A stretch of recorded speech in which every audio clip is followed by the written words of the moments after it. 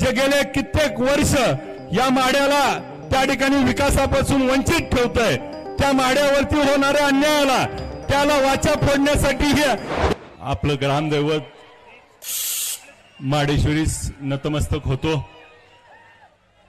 आणि आत्ताच आपल्याला ज्यांनी कुशल असं मार्गदर्शन केलं ते आपले सर्वांचे मार्गदर्शक राजाभाऊजी चौरे साहेब प्रमुख यासाठी आज आकर्षण होत्या त्या अंजली अक्षयजी देवधर अंजलीबाई या कार्यक्रमासाठी आवर्जून उपस्थित असलेले शिवाजीराव पाटील शेतकरी संघटनेचे नेते आबासाहेबजी साठे ऋषिकेश काका तांबिले नागेशजी इंगळे नवनाजी नागटिळक अच्युतजी उमाटे डी.आर. पाटेकर सर्व उपस्थित असलेले राष्ट्रवादी काँग्रेस पक्षाचे भाऊसाहेब महाडिक व सर्व विविध गावचे सरपंच उपसरपंच सर्व पदाधिकारी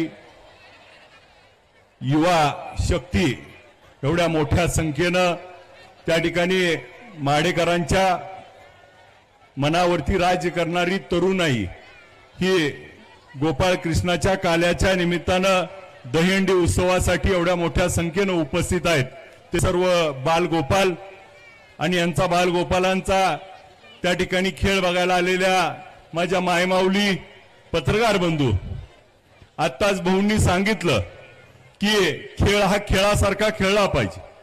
मला नक्की खात्री आहे की हा दहीहंडी सारखा खेळ श्रीकृष्णानं आपल्याला स्वतःच्या जन्मापासून केलेला संघर्ष शिकवतो आणि श्रीकृष्णानं आपल्या बालगोपालांना साथीदाराला सोबत घेऊन उंच शिखरावर असणाऱ्या दहीहंडीला हंडीला त्या ठिकाणी आपलं देह ठेवून जे मातीत पाय रुजलेत त्या मातीतल्या पायावरती आपल्या सहकार्याचा साथीदाराचं ओझं खांद्यावरती घेऊन आपल्या सहकार्याला उंच शिखरावर पाठवण्याची ही जी अनोखी परंपरा ह्या दहीहंडी आपल्याला शिकवती।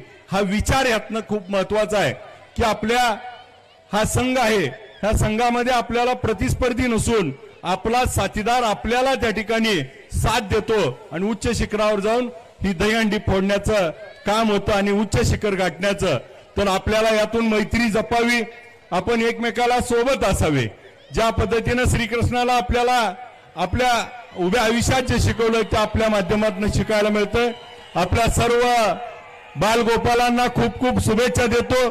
भाऊंनी आता म्हणले बाहेरून कोण येत असेल आणि आपल्यात करत असेल तर मी आता आपला आहे, त्यामुळं पण सगळेजण भविष्यकाळात साथ द्याल।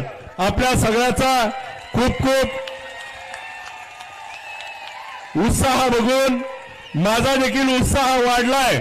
आपल्या या उत्साहाला सलाम करतो आणि आजची ही दहीहंडी हे माझे गोपाल त्या ठिकाणी फोडतील आणि सगळ्याची प्रेरणा घेऊन 24ची दहीहंडी देखील आपणच फोडूया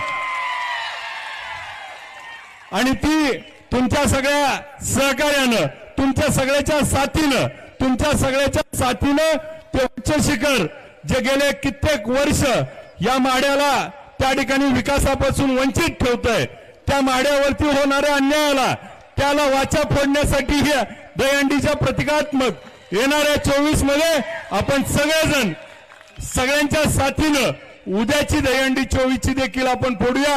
आपल्या सर्व आलेल्या आत्ताच्या सर्व दहीहंडी पथकांना खूप खूप शुभेच्छा देतो, बालगोपालांना शुभेच्छा देतो, गोकुळाष्टमीच्या शुभेच्छा देतो। आपल्या सगळ्याचं प्रेम आशीर्वाद कायमस्वरूपी राहावं।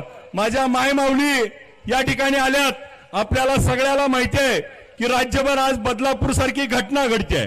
त्या ज्यावेळेस आपल्याला परिस्थिती होती द्रौपदीचं वस्त्रहरण सुरू होतं त्यावेळेस भाऊ म्हणून ज्या श्रीकृष्णानं त्या द्रौपदीचं वस्त्रहरण होत असताना भाऊ म्हणून पाठीशी उभा राहिला, त्याच पद्धतीनं इथं आलेल्या सगळ्या तरुणांनी आपल्या बहिणीच्या पाठीशी खंबीर उभा राहावं। आपल्या तरुणांमध्ये उद्याच्या काळामध्ये परक्या स्त्रीला बघत असताना त्या ठिकाणी बहीण म्हणून बघण्याची आज संस्काराची गरज आहे. जी जिजाऊ मासाहेबांनी छत्रपती शिवाजी महाराजांमध्ये रुजवले होते ते उद्याच्या काळामध्ये आपण सगळेजण जपाल अशी मला खात्री वाटते. सगळ्यांना शुभेच्छा देतो. मला वेळ उशीर झाला त्याबद्दल दिलगिरी व्यक्त करतो आणि दहीहंडी पथकाने आता दहीहंडी फोडून सुरुवात करावी. सगळ्यांना शुभेच्छा देतो. जय हिंद जय महाराष्ट्र.